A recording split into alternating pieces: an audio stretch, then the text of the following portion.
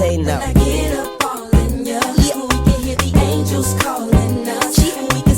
Assalamualaikum warahmatullahi wabarakatuh. Di sini saya akan membuat tugas video. Nama saya Muhammad Rifki, Prodi Perbankan Syariah 3A dengan NIM 2314110034. Dengan ini saya akan membuat tugas video tausiah dengan judul ikhlas. Ikhlas bukan berarti menolak imbalan atas pekerjaan yang telah dilakukan. Menerima ataupun menolak imbalan tidak ada kaitannya dengan keikhlasan. Justru kalau ada orang yang menolak imbalan karena takut disangka tidak ikhlas, maka sejatinya ia tidak ikhlas dalam hal itu. Ikhlas juga merupakan sedekah ala kadarnya. Jumlah sedekah yang banyak ataupun sedikit tidak ada hubungannya dengan keikhlasan. Justru kalau ada orang yang menambah jumlah sedekah disebabkan takut dikira tidak ikhlas, maka ia sebenarnya tidak ikhlas. Demikian juga orang yang pasrah menerima nasib yang kurang baik, bersikap aktif ataupun ketika menerima nasib yang kurang baik tidak ada hubungannya dengan kurang baik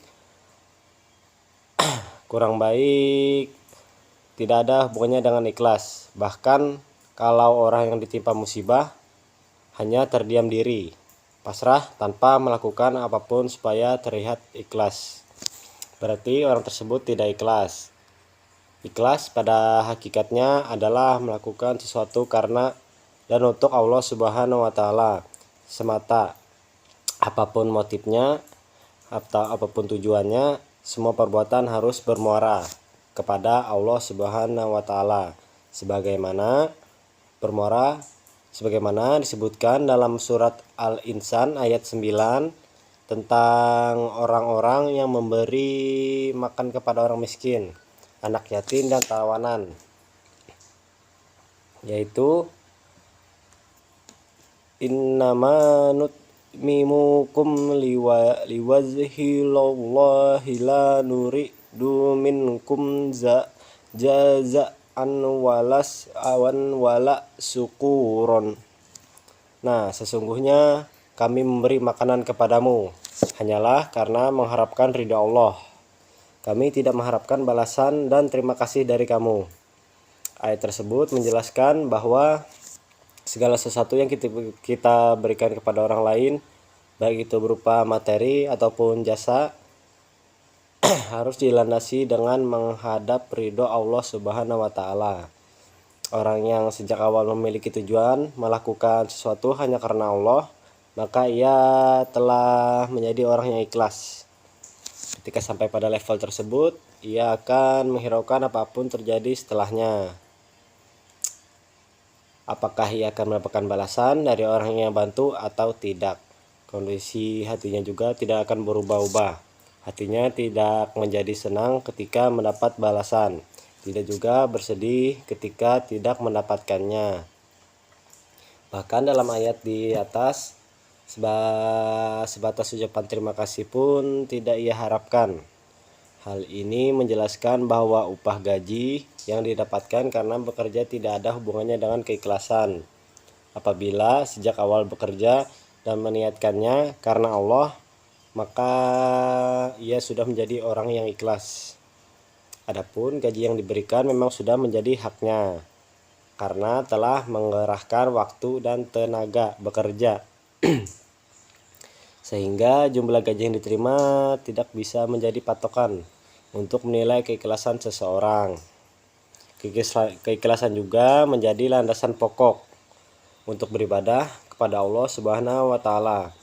Kita tidak mungkin beribadah tanpa dibarengi dengan keikhlasan, karena beribadah memang harus ditunjukkan hanya kepada Allah semata. Kalau kita beribadah tanpa dibarengi dengan rasa ikhlas, maka harus hati-hati karena bisa terjatuh dalam perbuatan syirik.